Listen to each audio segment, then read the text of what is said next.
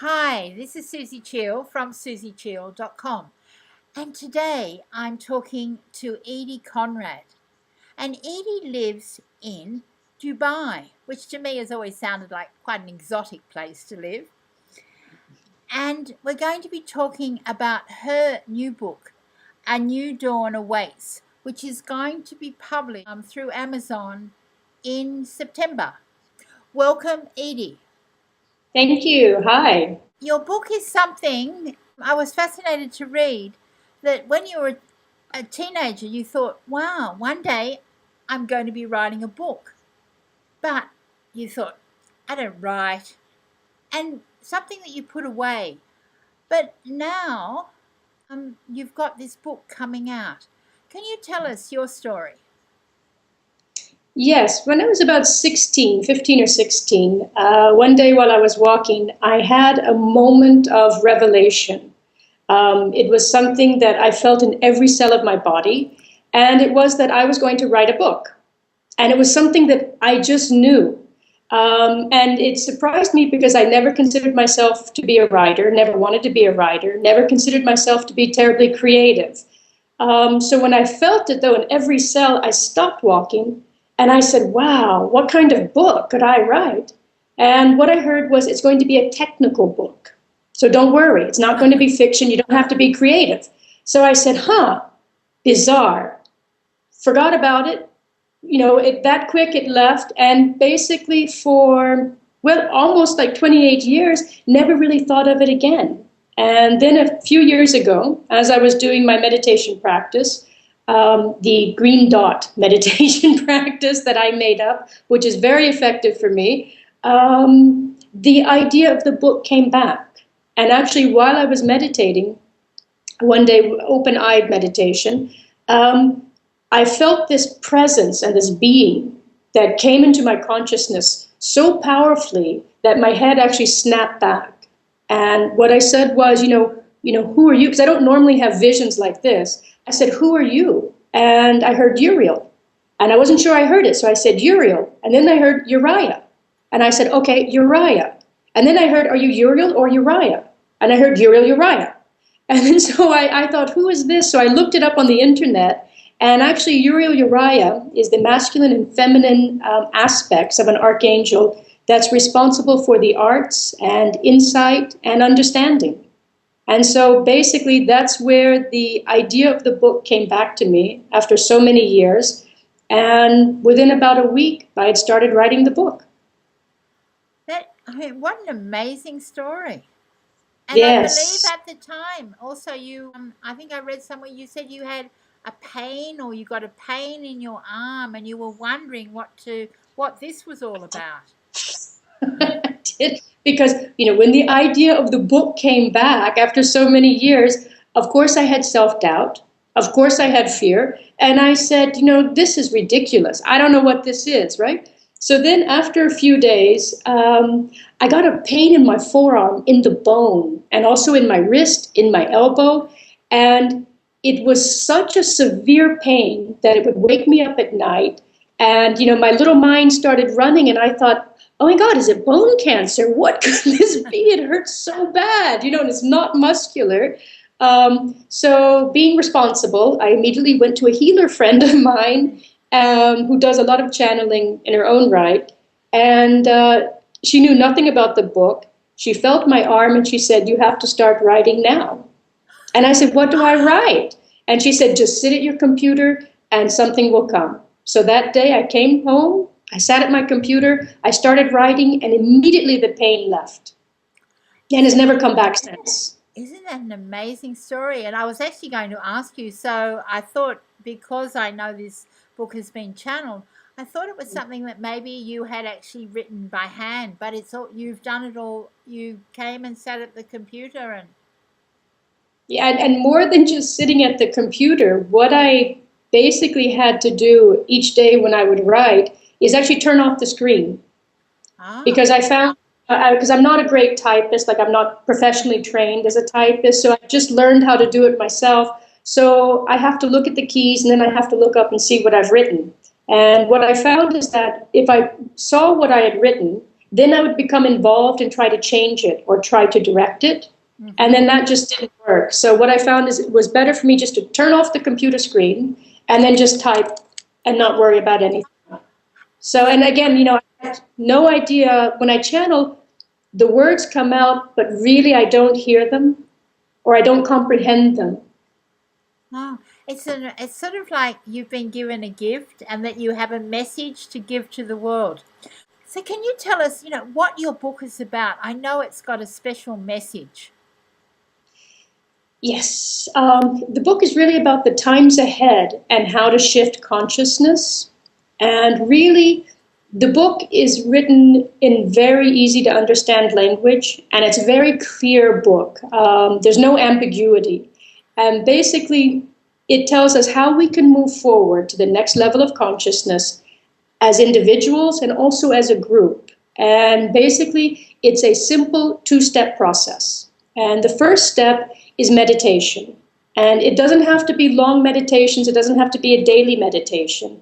But you just need to sit for at least 5 or 10 minutes every few days and meditate because it nourishes your soul and it also helps you to connect to the universal consciousness and your higher self. And that by itself will expand your consciousness. And then the second step is to, and this is the most important step, become aware of your thoughts, because thoughts emit an energy that creates and sustains the universe. And just as a thought and this energy can destroy, it also creates. So you have to be aware of your thoughts, every thought that you have, because as your thoughts go, so go humanity. And what we need to do is, once you become aware of your thoughts, you'll realize how many negative thoughts you actually have. Critical, judgmental, violent, greedy, hateful. We're really a bit of a mess, quite frankly. But once you become aware of those thoughts, try to have more thoughts of, of love and compassion and kindness. And just doing that, you can transform yourself and society. And one of the things that I love about this book is you don't have to be successful at this. You don't have to succeed. All you have to do is try. Just try. And my book says that is enough to help you to shift.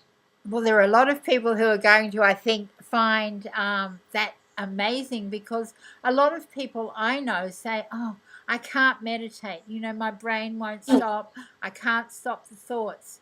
And people are sort of told, oh, well, you need to do it twice a day. So what you're saying is this is a very simple process that a lot of people will be able to embrace. And I know from the work that I do and my own thoughts that what we think and the words we use are so important about what we attract into our life.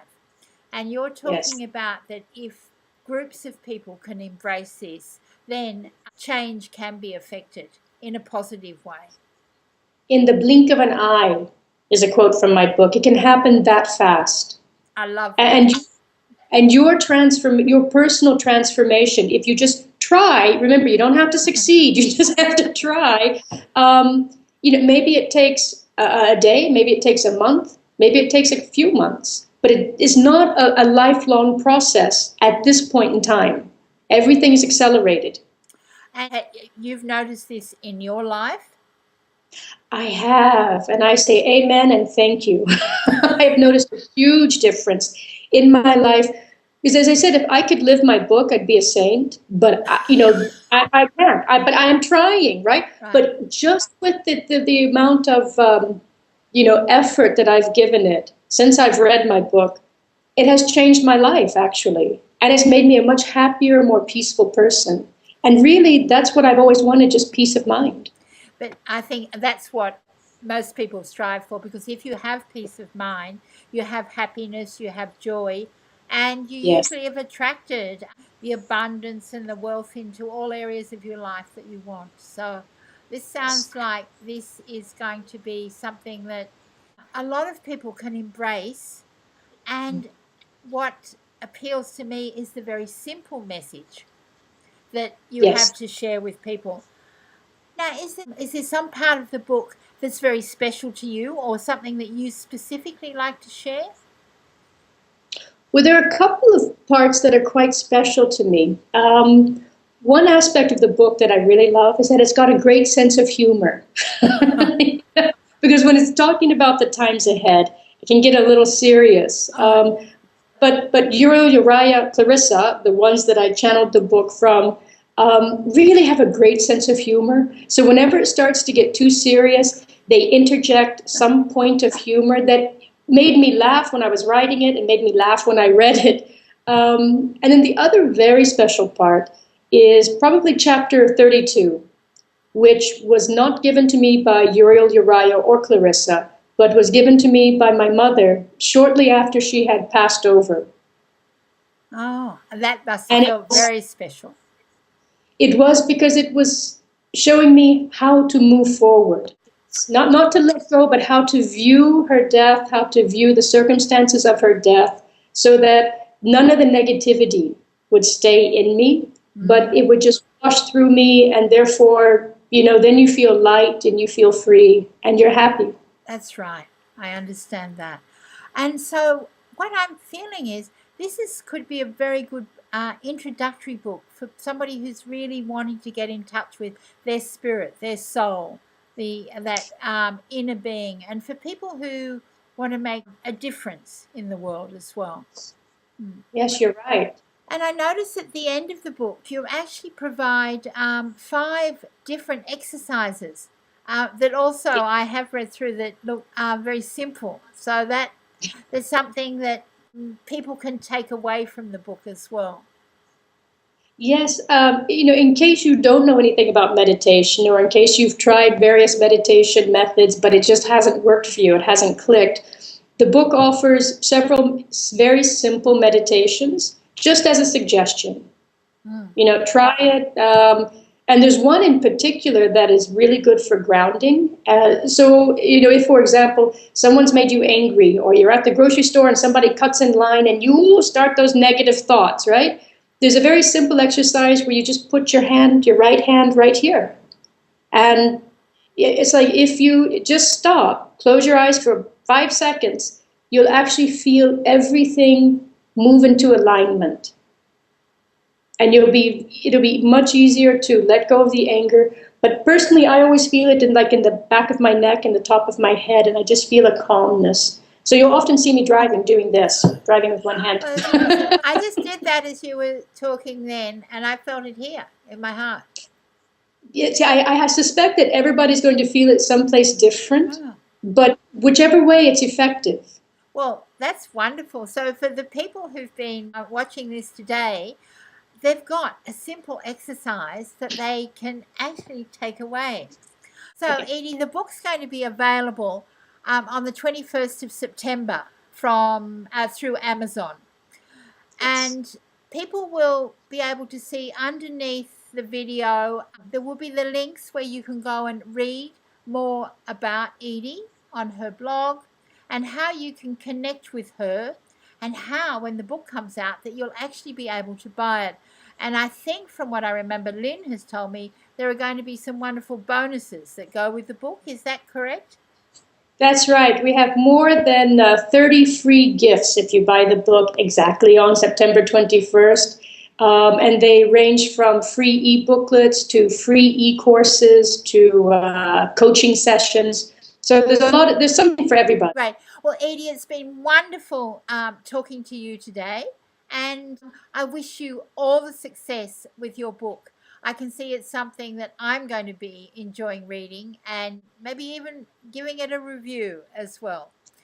Good, thank you. Well, thanks.